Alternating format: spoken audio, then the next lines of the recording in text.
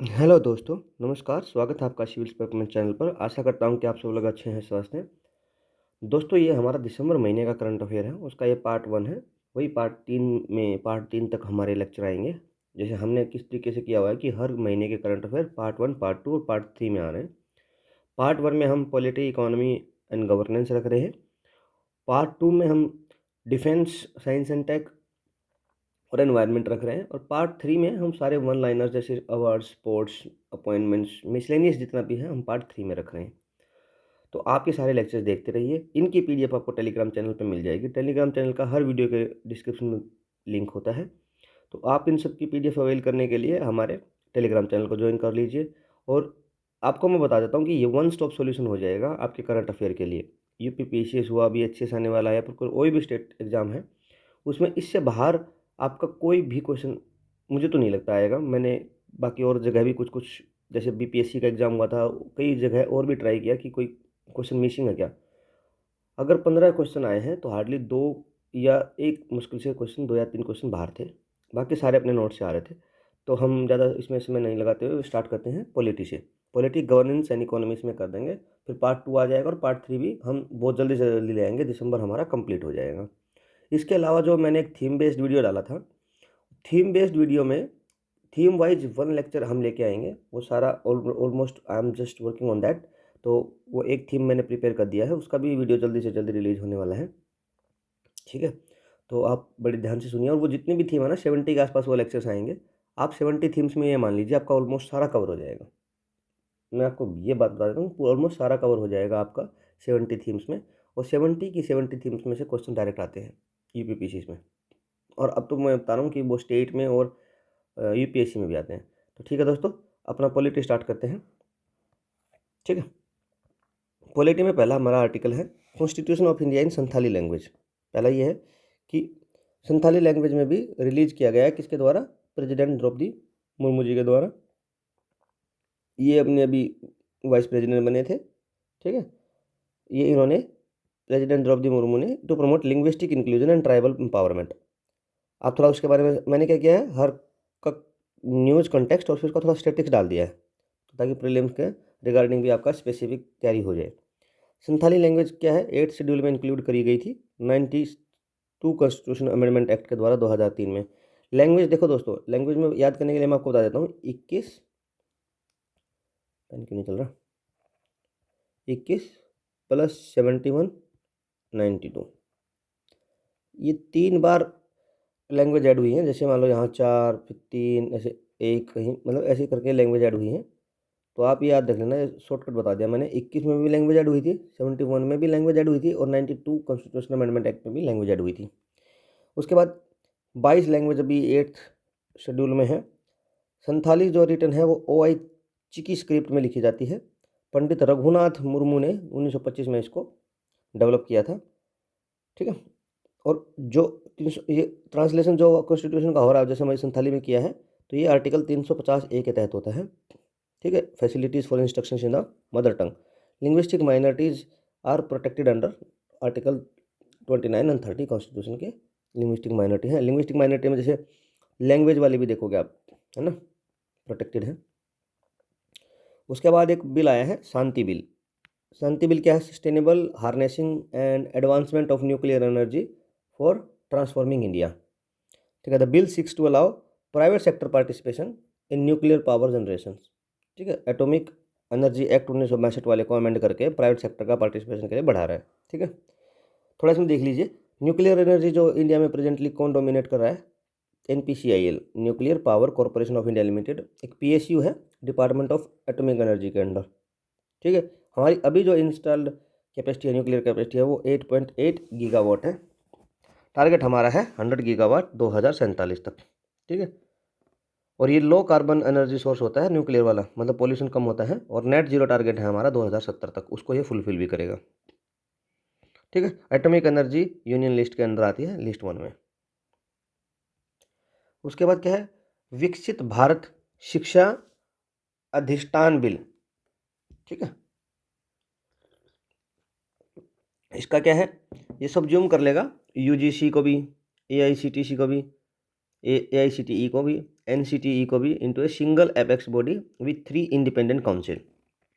ठीक है, एक क्या होगा इसमें, 3 independent councils, 5 standards, regulation and accreditation. ठीक है, एक technology driven faceless single window regulatory system हो जाएगा। ठीक है, अब इन सब की थोड़ा फुल फॉर्म देखनी है तो UGC क्या है, यूनिवर्सल ग्रांट कमीशन।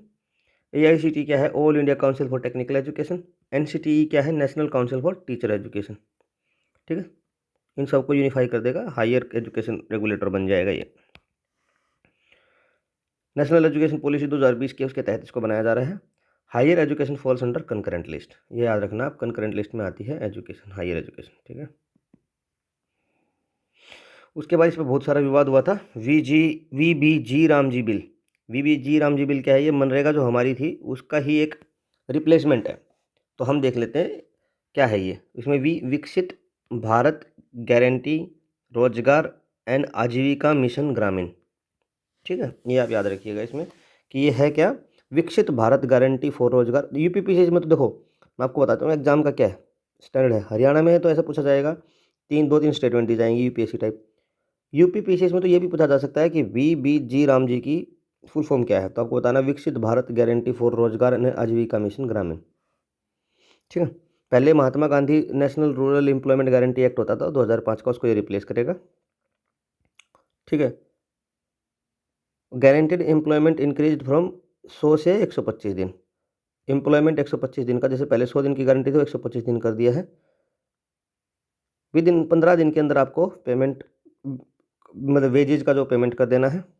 ठीक है, फंडेड क्या है, 60-40 है, 60 सेंटर रहेगा, 40 स्टेट रहेगा, और हिमालयन और नॉर्थ ईस्ट में 90-10 रहेगा।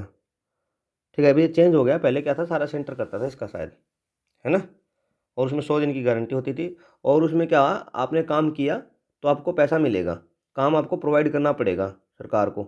लेकिन अब क्या है, सरकार काम जनरेट करेगी, उसमें मनरेगा के, उसमें सारी VBG राम जी के लिए नॉमिनेशन होंगे। एक बार देख भी लेते हैं ये कितना अलग है। देखो ये वाला देखिए आप ये 100 दिन की गारंटी थी, यहाँ 125 दिन की गारंटी है। विकसित ग्राम पंचायत योजना के तहत स्थानीय स्तर पर प्राथमिकताएं। योजना की खर्च की जिम्मेदारी केंद्र की, राज्य बेरोजगारी भत्ते के लिए जिम्मेदार। देखो ये ज़्यादातर क्या होता था, केंद्र की जिम्मेवारी होती थी, यहाँ 60-40 कर दिया है। ठीक है, काम रोकने का वैधानिक नियम नहीं, हर वित्त वर्ष में राज्य 60 दिन तय करेंगे जब काम नहीं किया जाएगा। देखो ये राज्य करेंगे, इसमें कोई नियम नहीं था। वेतन देने के लिए समय सीमा तय, वेतन हर हफ्ते देना अनिवार्य, अधिकतम 15 दिन में देना तय, इनमें डेट बता दिए। ठीक है, और मनरेगा क्या है, आर्टिकल 41 के ऊपर बेस है, right to work directive principle के। ठीक है, लार्जेस्ट पब्लिक एम्प्लॉयमेंट प्रोग्राम था ये। सबका बिल, सबकी रक्षा बिल। ठीक है, सबका बीमा, सॉरी सबका बीमा सबकी रिक्शा बिल, रक्षा बिल। तो क्या है, ये क्या करता है, जो इंश्योरेंस लाज है 1938 वाले, 56 वाले, 99 वाले, इन सबको अमेंड कर रहे हैं। 100% फॉरेन डायरेक्ट इन्वेस्टमेंट को इंश्योरेंस सेक्टर में अलाउ करने की बात करते हैं। अभी ये 74% है। ठीक है, ऑब्जेक्टिव क्या है, इंक्रीज इंश्योरेंस पेनिट्रेशन, और specially in the rural and informal sector में। इंश्योरेंस सेक्टर का रेगुलेटर कौन है, IRDAI, insurance regulator and development authority of India, जो IRDA एक्ट के तहत बनी थी 1999 में। ये यहाँ देख लेना थोड़ा इसके बिल के बारे में। इंश्योरेंस फॉर ऑल बाय 2047 इसका गोल है।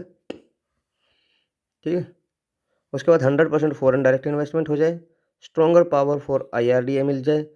की प्रोविजन ओमिशन एंड लिमिटेशन क्या है, no composite licence, high capital norms and no captive insurance, ये इसने कुछ ओमिशन किए हैं।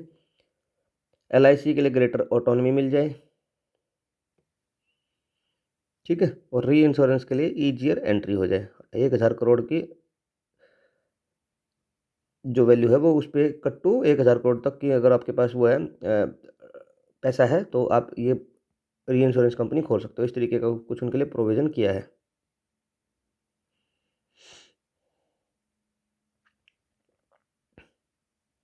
ठीक है, उसके बाद क्या है, सिक्योरिटी मार्केट कोड बिल। ये क्या है? फाइनेंस मिनिस्टर जी ने इसको इंट्रोड्यूस किया है। Bill aims to consolidate multiple security related laws into one unified code. ठीक है।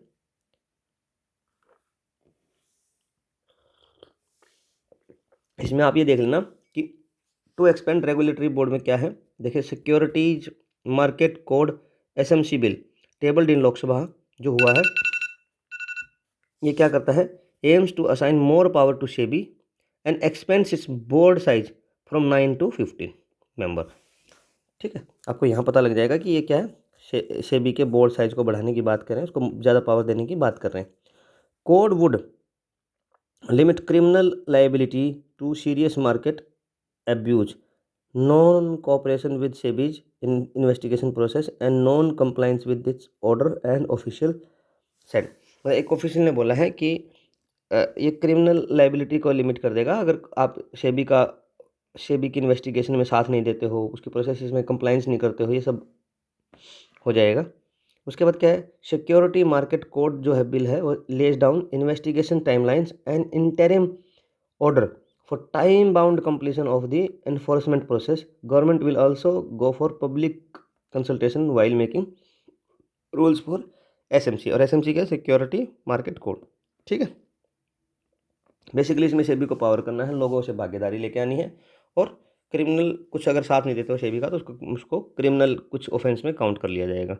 उसके बाद सेबी के बारे में थोड़ा देख लेते हैं। Security exchange board of India है।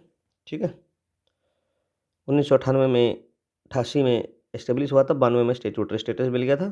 ठीक है, उसके बाद क्या है? राइट टू डिसकनेक्ट बिल, ये प्राइवेट मेंबर बिल है, एमपी जो सुप्रिया सुले जी वो लेके आई हैं। ठीक है, इसका की आइडिया क्या है कि जो एम्प्लॉयज़ जो है उनको लीगल राइट मिलना चाहिए, ताकि वो काम के बाद मतलब कुछ घंटों के बाद, जैसे ऑफिस आवर के बाद अपने फ़ोन को बंद कर लें या फिर डिसकनेक्ट फ्रॉम द ऑफिस हो जाए। ठीक है, ignore work related calls, emails and messages after office hours. मतलब ऑफिस आवर्स के बाद उनके पास ये अधिकार होना चाहिए कि वो कॉल को कट कर सके और उस ऑफिस कॉल, मेल्स और मैसेज का रिप्लाई ना दें। ठीक है, inspired by the labour laws in France and European Union, ये इन्होंने यहाँ से इंस्पायर हुए हैं। नॉन मिनिस्टर्स के द्वारा ये प्रेजेंट किए जाते हैं प्राइवेट मेंबर बिल। ठीक है, और इसमें क्या है? प्राइवेट मेंबर बिल्स जो है बहुत कम लॉ बने हैं। आप मुझे कमेंट सेक्शन में बताइए। यूपीएससी ने इसके बारे में कुछ एक बार एक स्टेटमेंट देके भी पूछा था। ठीक है, देखो ये सुप्रिया सुले जी हैं। ठीक है, ये इन्होंने बिल्कुल बताया था कोर आइडिया क्या है, ये सब डिस्कनेक्ट कर सकते हैं ताकि एम्प्लॉय अपनी बेटर फैमिली लाइफ जी सके। ठीक है, उसके बाद क्या? Scheduled tribe status expansion, 6 communities proposed for ST inclusion, propose हुई हैं एसटी इंक्लूजन के लिए। कौन कौन सी हैं? ताई अहोम, छूथिया, कोच राजबोंगिसी, मटक, मोरान एंड टी ट्राइब्स। ठीक है, यह देखो एसटी स्टेटस फॉर 6 कम्युनिटीज़ इन असम। कौन कौन सी? देखो अहम ये लिखा हुआ सब, ये न्यूज़ आई थी। ठीक है, उसमें क्या है? स्टैटिक फैक्ट क्या है कि एसटी जो इंक्लूजन है वो आर्टिकल 342 के तहत गवर्न किया जाता है। पार्लियामेंट अप्रूवल रिक्वायर होता है। ठीक है, बॉर्डर्स एक्सक्लूड हो गया है, ऑलरेडी एसटी है। ठीक है, लैंड सेटलमेंट रिफॉर्म क्या है? Removal of special cultivation Jones for T Gardner's, enable work and ownership and settlement. आप देख लेना इसमें। उसके बाद क्या है? Census 2027, India first digital census होने वाला है। ठीक है, यूनियन कैबिनेट ने इसको अप्रूव कर दिया है। ठीक है, 16 सेंसस ओवरऑल है, 8वां सिंस इंडिपेंडेंस है। और ये बताइए आप, सबसे पहला 16 था, सबसे पहला स्टार्ट कहाँ हुआ था? इनफॉर्मल तौर पे 1871 में, और प्रॉपर 1882 में स्टार्ट हो गया था शायद, इफ़ आई गेस, मतलब if I remember this dates correctly. 81-82 आप देख लेना थोड़ा सा। ठीक है, और सेंसस फॉर इंडिया 2027 क्या है? कैबिनेट ने अप्रूव कर दिया है। 11,718 करोड़ का लागत है, 18 करोड़, 18.24 है एक्चुअली। ठीक है, ये 11,000 दोस्तों, यहाँ थोड़ा ये भूल गया मैं, 11,718। ठीक है, यहाँ से देख लेना आप, ये वाला करेक्ट है। ठीक है, the census of India would be conducted in 2 phases. ठीक है, पहला क्या कौन सा रहेगा? House listing and housing census April to September 2026। Population enumeration होगा ये फरवरी 2027 से स्टार्ट हो जाएगा। ठीक है। कास्ट डाटा भी इलेक्ट्रॉनिकली रिकॉर्ड में ये सेकेंड फेज में काउंट करेगा। ठीक है। ये फुली डिजिटल है, पहला हमने ये देख लिया है। सेंसस एक्ट 1948 है, आर्टिकल 246 के अंदर यूनियन सब्जेक्ट के अंदर आता है सेंसस। ठीक है। सेंसस डाटा कहाँ कहाँ यूज होता है? डिलिमिटेशन में, रिजर्वेशन में, वेलफेयर स्कीम्स में, फिजिकल ट्रांसफर्स में, ये सब इसमें काउंट भी किया जाता है। National conference of state PSC chairpersons, ठीक है, ये प्रेसिडेंट ने हैदराबाद में की है। ठीक है। Organise by Telangana public service commission ने इसको ऑर्गेनाइज किया है। Public service commission PSC chairpersons. ठीक है। एक कॉन्स्टिट्यूशनल प्रोविजन है आर्टिकल 315 से 323 में, यूनियन पब्लिक सर्विस कमीशन की जो बॉडी है। ठीक है। ये सब की चेयरपर्सन PSC के जितने चेयरपर्सन है उनकी कॉन्फ्रेंस हुई थी। इतना बड़ा आर्टिकल नहीं है, छोड़ सकते हो। नक्सल फ्री मध्य प्रदेश का एक कुछ आया है। CM मोहन यादव जी ने बोला है Madhya Pradesh Naxal free after surrender of the last active cadre in Balaghat district. तो इससे ये क्या है, ये इन्फॉर्मेशन न्यूज़ के अलावा इसमें इम्पोर्टेंट क्या है कि लेफ्ट विंग एक्सट्रीमिज्म या नक्सलिस्ट से प्रभावित डिस्ट्रिक्ट्स कौन कौन से हैं, तो उसमें ये आपको याद रखना है कि बालाघाट डिस्ट्रिक्ट भी है। बाकी दंतेवाड़ा, सुकमा, ये सब भी आप मुझे कमेंट सेक्शन में बताइए कि टोटल अभी एट प्रेजेंट कितने नक्सलिस्ट डिस्ट्रिक्ट्स हैं, है ना। और ये CAPF ने, सेंट्रल आर्म्ड पुलिस फोर्स ने इस ऑपरेशन को सपोर्ट किया था। ठीक है। रेड कॉरिडोर्स के नाम से भी बोलते थे। उसके बाद क्या है, Somali land recognition, international relation का न्यूज़ है। Israel became the first country to formally recognise Somaliland. अब सोमालीलैंड है कहाँ पे? देखो ये रहा सोमालिया। ठीक है। इथोपिया, केनिया, जिबूती, ये बिल्कुल अपने अरबियन इंडियन ओशियन से इधर लगते हैं, जिसको अपन वो बोलते हैं ना, हॉर्न ऑफ अफ्रीका भी बोलते हैं, जिसको शीड से याद रखते हैं। सोमालिया, इथोपिया, जिबूती,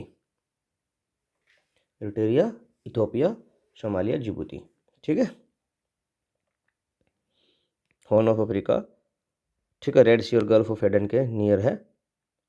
ठीक है। डिक्लेयर्ड इंडिपेंडेंस 1991 में कर दिया था सोमालिया से। सोमालिया एक कंट्री है, सोमालीलैंड ये वाला है, ऊपर वाला ये सोमालीलैंड है। तो सोमालीलैंड ने अपने आप को इंडिपेंडेंट डिक्लेयर कर दिया था 1991 में। अभी इजराइल पहला कंट्री बन गया है उनको रिकॉग्नाइज करने वाला। आर्टिकल 370 पे सुप्रीम कोर्ट का वर्डिक्ट आया है। ठीक है। अब हेल्ड किया है सुप्रीम कोर्ट ने, बस यही इंपॉर्टेंट है कि जो एब्रोगेशन ऑफ आर्टिकल 370 किया था, affirming complete constitutional integration of Jammu Kashmir. ये बात सही है कि जम्मू कश्मीर का कंप्लीट कॉन्स्टिट्यूशनल इंटीग्रेशन होना चाहिए, इसलिए ये बात बिल्कुल ठीक है, इसमें कोई गड़बड़ नहीं है। ठीक है। टेम्पोररी प्रोविजन था, ये सब लिख दिया। एब्रोगेशन इन अगस्त 2019 में वाया प्रेसिडेंशियल ऑर्डर के तहत हमने कर दिया था। इसके बारे में पढ़ लेना, अब ज़्यादा इंपॉर्टेंट नहीं बचा है ये। उसके बाद गवर्नेंस एंड कुछ स्कीम देख लेते हैं। गुड गवर्नेंस डे कब है? 25 दिसंबर को है। ठीक है। अटल बिहारी वाजपेयी जी के बर्थ एनिवर्सरी पे है, 2014 के बाद हमने इसको स्टार्ट किया था। उसके बाद PM कुसुम 2.0 है, प्रधानमंत्री कुसुम 2.0 आप जानते हो। कुसुम क्या है? प्रधानमंत्री किसान ऊर्जा सुरक्षा एवं उत्थान महाअभियान, जिसके तहत वो पैसा मिलता है ना, 2000 रुपये पर दो दो करके 6000 मिलता है 3 बार साल में, है ना। ठीक है।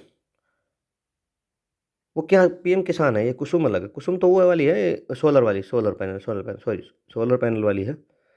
सोलर एनर्जी इन एग्रीकल्चर है प्रमोट, जिसमें आपको सब्सिडाइज्ड आप पैनल लगा सकते हो, सोलर पैनल। ठीक है।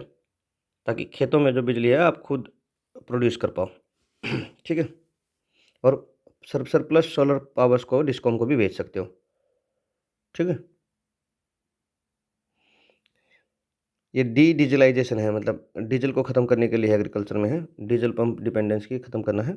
2019 में इसको लॉन्च किया था। अब इसका सेकंड फेज है और MNRE के अंडर आएगा, क्योंकि वही है ना, रिन्यूएबल एनर्जी के बेस पे है, तो MNRE के अंडर आएगा, ministry of new and renewable energy के अंडर आएगा। 3 कंपोनेंट कौन कौन से? Solar pumps, solarisation of feeders and grid connected renewable power plants. India के 2070 के नेट जीरो टारगेट गोल को भी अचीव करेगा। ठीक है। और ये देखो, amongst the leader Rajasthan, Haryana, Punjab, Madhya Pradesh and Uttar Pradesh, ये लीडर हैं, इन्होंने अच्छा किया है। और एक 1,16,000 स्टैंड अलोन सोलर पंप्स अभी इंस्टॉल हो चुके हैं पीएम कुसुम स्कीम के तहत 31/5/2022 तक। नया डाटा आया नहीं है अभी, ठीक है। उसके बाद कुछ डिजिटल गवर्नेंस एंड ऐप्स हैं, वो देखो। सुजलाम भारत ऐप, सिंपल सी बात है, किसकी है? मिनिस्ट्री ऑफ जल शक्ति की, अंडर जल जीवन मिशन। ज़्यादा इसमें कुछ होता नहीं है, ये बेसिकली ये होता है कि होता क्या है, ये रूरल वाटर मैनेजमेंट एंड जल जीवन मिशन के तहत है, बात खत्म। इसके अलावा कुछ नहीं है, जल जीवन मिशन इस मिशन के तहत है और इस मिनिस्ट्री के अंडर है, ठीक है। बाकी इस फैक्ट देख लेना कि क्या है जल जीवन मिशन, कि rural functional household tap connection बताना है to all rural household, ठीक है। और मिनिस्ट्री ऑफ जल शक्ति 2019 में फॉर्म हुई थी, उससे पहले अलग मिनिस्ट्री होती थी दोनों।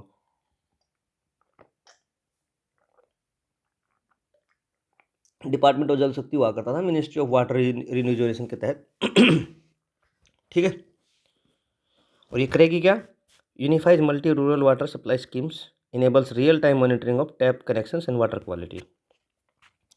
उसके बाद भारत टैक्सी ऐप है, गवर्नमेंट बैक राइड हेलिंग, वही जैसे ऊबर वाला टाइप। मैंने इसको यूज़ भी किया दोस्तों। अभी कोई मुझे तो इसमें कोई फ़ायदा ऐसा दिखा नहीं है, ऐसे पैसे वैसे का। जैसे मैंने एक जगह से ऊबर से भी किया और सेम मैंने भारत टैक्सी से भी किया, तो सेम ही पैसे दिखा रहा था, बल्कि भारत टैक्सी वाला 10 रुपये ज़्यादा ही दिखा रहा था, ठीक है, रैपिडो वगैरह से तो, ठीक है। तो zero commission for drivers, competes with private aggregator like Ola and Uber. Pilot launch हुआ था दिल्ली राजकोट में, अभी दिल्ली में है, मैंने दिल्ली में इसको यूज़ किया था, ठीक है। Ministry of cooperation created in 2021, ये छोड़ो आप, इसमें इतना इंपॉर्टेंट नहीं, बस यही है, ठीक है। मिनिस्ट्री ऑफ कोऑपरेशन ने इसको लॉन्च किया है, ठीक है। मिनिस्ट्री ऑफ कोऑपरेशन ने इसको लॉन्च किया, भारत टैक्सी ऐप को, बस ये इंपॉर्टेंट है। और ये ओला उबर टाइप है, ठीक है। उसके बाद क्या है? शबासार एआई टूल। शबासार एआई टूल किसने किया? मिनिस्ट्री ऑफ पंचायती राज ने, ठीक है। पर्पज क्या है?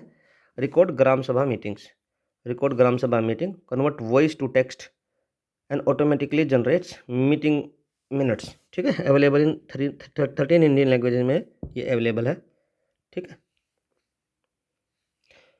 ये आप देख लेना, ठीक है। उसके बाद क्या? ध्रुवा एंड डिजिपिन क्या है? डिजिटल एड्रेसिंग सिस्टम है। अभी क्या 10 डिजिट का है, अल्फा न्यूमेरिक है, देखो 4 और 3 7 और 3 10, जैसे पिन कोड नहीं होता 131 306 ऐसे करके, अब डिजिट पिन आ जाएगा इंडियन पोस्ट के लिए, डिजिट पिन हो जाएगा, 10 डिजिट नंबर हो जाएगा। ये आपका याद रखना कितना डिजिट है, 10 डिजिट, यही पूछ लिया जाएगा department of post, ministry of communication. और ये डिजिट पिन रहेगा डिजिटल फॉर्म में, ठीक है। अल्फा न्यूमेरिक रहेगा, जैसे कुछ नंबर भी रहेंगे और अल्फ़ाबेट भी हैं। जैसे उसमें क्या होते थे, खाली नंबर होते थे 130, जैसे 300, ऐसे 110067 ऐसे करके 6 डिजिट होते थे वो। और इंडिया पोस्ट क्या है? One of the largest postal network है, ठीक है। उसके बाद integrated e bill platform launched by ministry of chemical and fertiliser ने इसको लॉन्च किया है, इंटीग्रेटेड ई बिल प्लेटफॉर्म को, ठीक है। यह क्या करेगा? डिजिटाइज करेगा फर्टिलाइजर सब्सिडी क्लेम्स को, enhance transparency in 2 lakh crore fertiliser subsidy regime, ठीक है। Not important. Unclaimed money portal के लिए एक, और आरबीआई ने 3 dedicated portals to track the unclaimed asset. मान लो कोई किसी की डेथ हो जाए, कुछ हो जाए, और अभी तक बहुत दिन हो गए पैसा क्लेम ही नहीं किया, उसको आरबीआई ने एक उद्गम पोर्टल बनाया था, ठीक है। उसके लिए 3 पोर्टल हैं अभी बेसिकली, उद्गम पोर्टल, बीमा भरोसा और मित्रा पोर्टल। ये क्या है? आरबीआई का है। उद्गम भी अनक्लेम्ड बैंक डिपॉजिट्स के लिए है। उसके बाद बीमा भरोसा क्या है? IRDAI ने बनाया है, insurance regulatory and development authority of India ने, फॉर अनक्लेम्ड इंश्योरेंस अमाउंट्स के लिए। और मित्रा पोर्टल क्या है? सेबी के द्वारा है, for unclaimed mutual fund investment के लिए। तो 3 डिफरेंट ऑर्गेनाइजेशन है, 3 अलग अलग पोर्टल के नाम हैं जो अनक्लेम्ड मनी पोर्टल्स हैं। जैसे उद्गम पोर्टल किसका है? वो आरबीआई का है। बीमा भरोसा IRDAI का होगा, ऑब्वियस बात है। मित्रा पोर्टल सेबी का होगा। इसमें कंफ्यूज हो सकते हो कि मित्रा पोर्टल किसका है? वो सेबी का है, अनक्लेम्ड म्यूचुअल फंड्स के लिए है, ठीक है। और आरबीआई कब? 1935 में बना था, IRDAI 1999 में और सेबी 1992 में, ये भी याद कर लेना। Mandatory SIM linking for messaging apps. Mandatory SIM linking introduced for apps like WhatsApp and Telegram. क्यों? क्योंकि इसके लिए क्या करते, जैसे पहले क्या होता था, ऐसे कुछ भी बना लेते थे आप ईमेल आईडी से, ईमेल आईडी नहीं मतलब ऐसे फर्जी भी कुछ भी बना लेते थे टेलीग्राम, और फ़ोन नंबर भी लिंक होना बहुत ज़रूरी नहीं होता था। अभी क्या है, इनके लिए सिम पे मैसेज आएगा, तब जाके शायद इनके OTP वगैरह जो आते हैं ना, उनसे इसको लिंक किया जाएगा, ठीक है। SIM card must be physically present in the device being used, उसमें फिजिकली सिम होना चाहिए। ठीक है, ये सब यूज करने के लिए WhatsApp, Telegram, Instagram, Facebook, YouTube, कुछ ये पता नहीं क्या है, देख लेना। ठीक है, prevent cyber fraud and identity theft and impersonation, इन सब को अवॉइड करने के लिए। ठीक है, उसके बाद स्टेट स्पेसिफिक कुछ गवर्नेंस स्कीम है वो देख लो। ग्रीन टू गोल्ड स्कीम किसकी है? हिमाचल प्रदेश की है। बस इतना आपको याद करना है कि कौन से स्टेट की है। और है क्या, ये इंडस्ट्रियल हेम्प कैनबिस को लीगलाइज कर रही है cultivation for medicinal and industrial use के लिए। ठीक है, लीगलाइज कर रही है किसको? कैनबिस। ठीक है, ठीक है। फिर सारे वो उस तरीके के होते हैं, वो गांजा है ना, अब भी ये मैरिजुआना टाइप। ठीक है, अफीम सुना होगा आपने। ठीक है, लो टीएचसी कंटेंट होता है, नॉन इंटॉक्सिकेटिंग होता है ये, इतना इसमें डीप में मत जाओ साइंस में आप। ठीक है, टेक्सटाइल, मेडिसिनल, कॉस्मेटिक्स में यूज करते हैं इसको।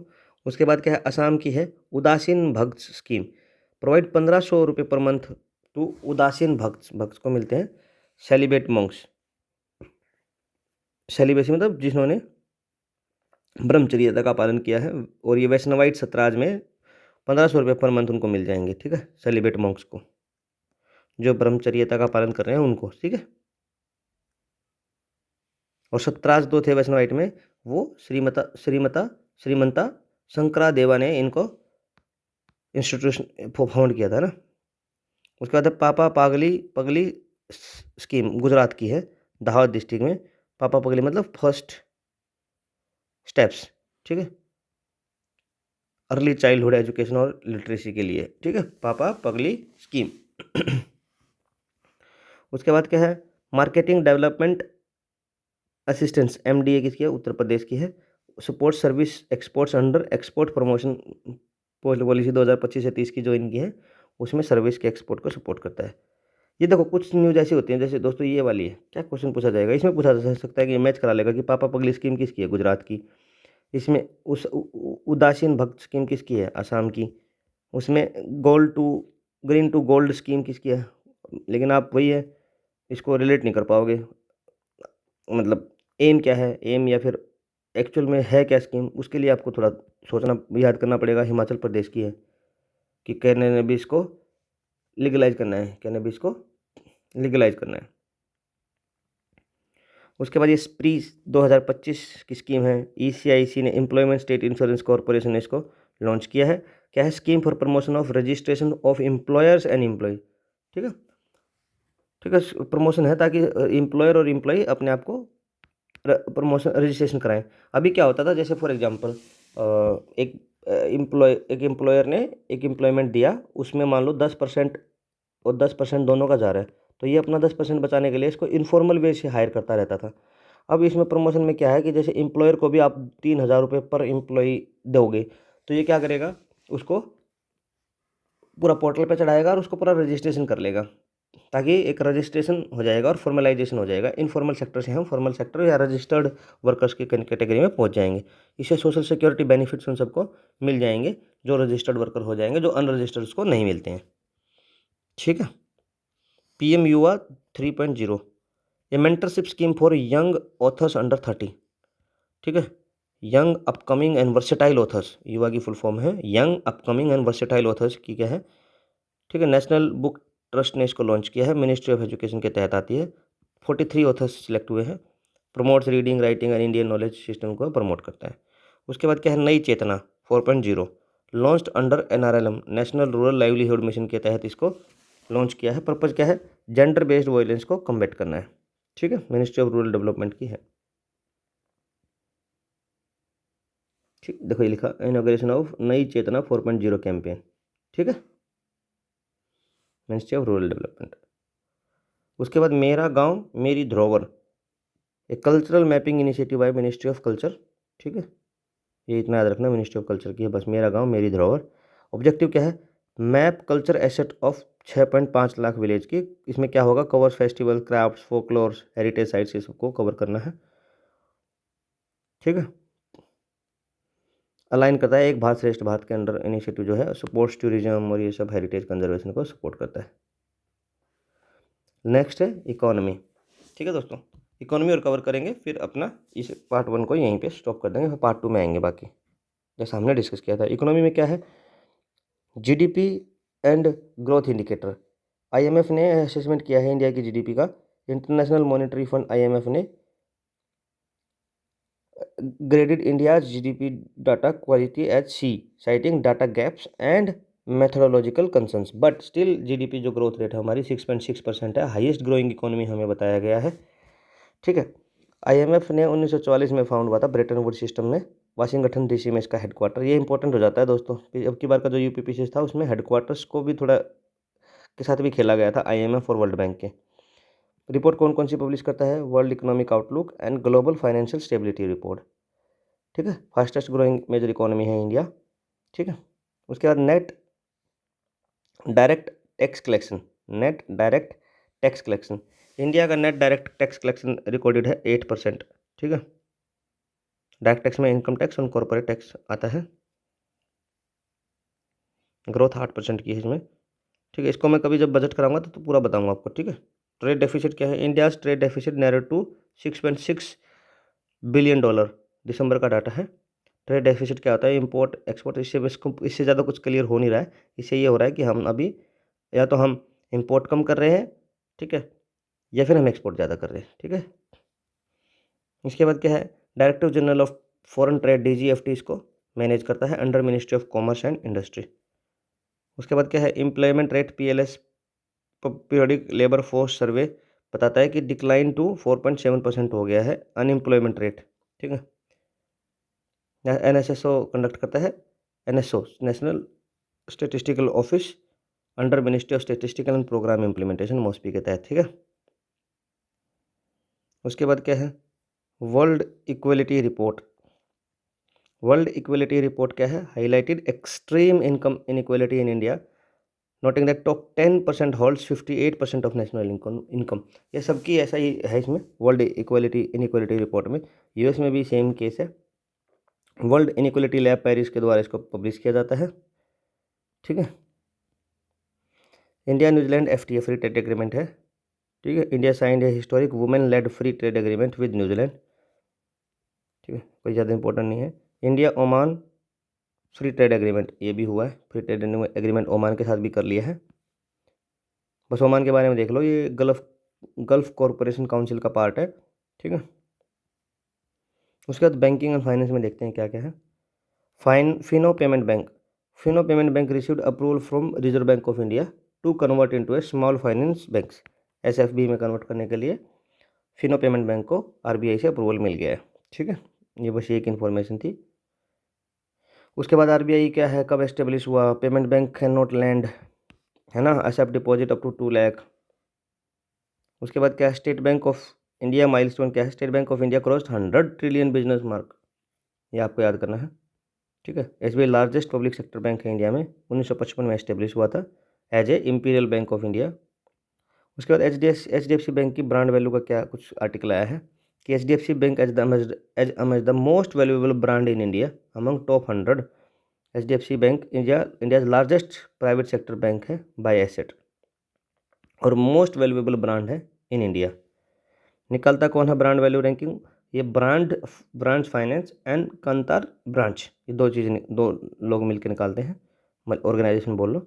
Anti dumping duty on steel, India imposed anti dumping duty on hot rolled flat steel import from Vietnam. ठीक है, और इसको देखता कौन है, डब्ल्यूटीओ रूल्स के तहत एंटी डंपिंग ड्यूटी इम्पोज की जाती है और director general of trade remedies DGTR इसके इम्प्लीमेंट करता है। ठीक है, इंडस्ट्रीज एंड इंफ्रास्ट्रक्चर में क्या क्या है, नुमालीगढ़ रिफाइनरी नवरत्ना स्टेटस मिल गया है, Numaligarh refinery limited was upgraded to Navratna CPSC status becoming the 27th Navratna. पहले 26 हमने पिछले साल तक पढ़ी थी, अब ये 27th बन गई है। ठीक है, सीपीएससी सेंट्रल पब्लिक सेक्टर, इसमें क्या होता है आपको ये बता देता हूँ कि जैसे पहले 14 अभी महारत्ना है, फिर नवरत्ना है और फिर मिनी रत्ना कैटेगरी 1 है और कैटेगरी 2 करके ऐसे 72 यहाँ पे, 27 यहाँ पे हो गया, 14 यहाँ पे, इस तरीके का है इनका। एक बार देख लेना, कमेंट सेक्शन में भी एक बार कमेंट करके बताना। ठीक है, मुंबई अहमदाबाद बुलेट ट्रेन के बारे में है कि India's first high speed rail train project is scheduled to launch on 15 August 2027 को। ठीक है, 508 किलोमीटर का रहेगा, स्पीड रहेगी 320 kilometre per hour. Japanese Shinkansen technology है। ठीक है, जीका इसको फंड करेगा, funded through Zika, Japan international cooperation agency इसको फंड करेगा लोन के तहत। ठीक है, उसके बाद क्या है, यान प्रोसेसिंग प्लांट क्या है, मिर्ज़ापुर यूपी में। बस इतना इंपॉर्टेंट है कि यान प्रोसेसिंग फैसिलिटी कहाँ बना है, मिर्ज़ापुर उत्तर प्रदेश में, लोकल कारपेट इंडस्ट्री को सपोर्ट करने के लिए। ठीक है, एग्रीकल्चर एंड अलाइड सेक्टर में क्या है, India and Argentina agriculture cooperation हुआ है।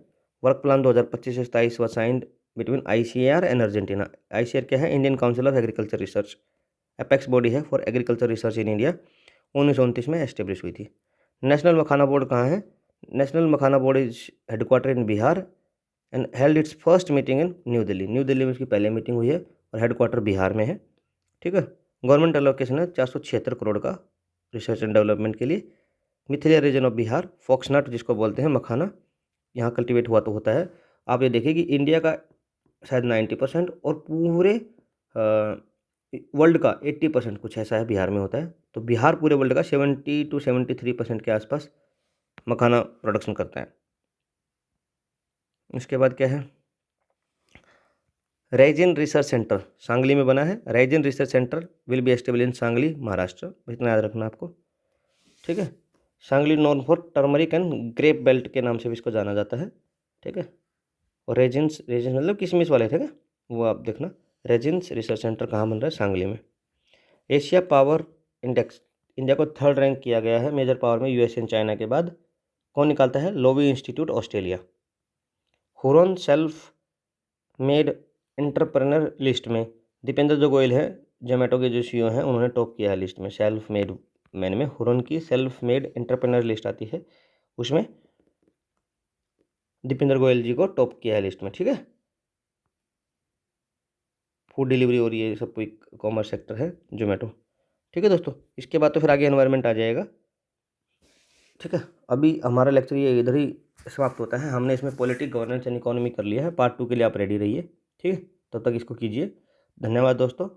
और टेलीग्राम चैनल को सब्सक्राइब, इसको यूट्यूब को सब्सक्राइब, वीडियो को सब्सक्राइब कर लीजिए, चैनल को सब्सक्राइब कर लीजिए for more such videos, and Telegram channel को ज्वाइन कर लीजिए PDF के लिए। ठीक है, मिलते हैं दोस्तों पार्ट 2 में।